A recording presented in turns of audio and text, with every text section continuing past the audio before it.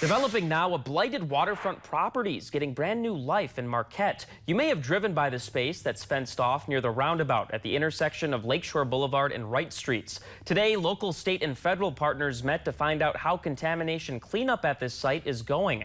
TV6's Dan Greneveld shows you what the future holds. The 78-acre former Cliffs-Dow site was once a wood chemical manufacturing facility.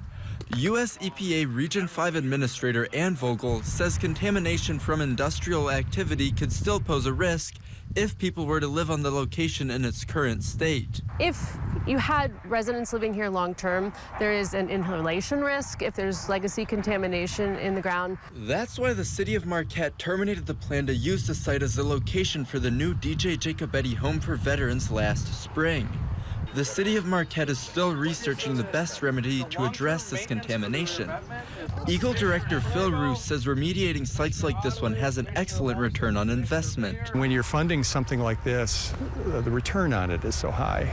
In our brownfield redevelopment program, for every dollar of state money that's invested, it generates on average $45 in private investment. City officials say the site will eventually be used for commercial use. Superior Watershed Partnership Executive Director Carl Lindquist says his organization has been instrumental in securing grant funding for the site.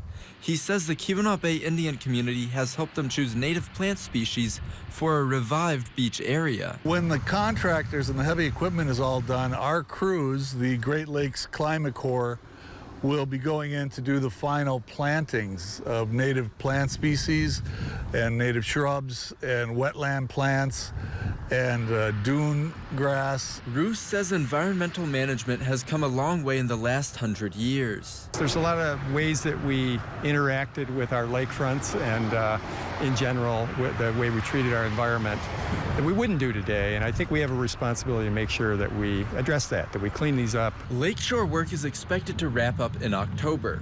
It is not clear when cleanup work will be complete at the former Cliffs-Dow site. Dan Greneveld, TV6 News, Marquette.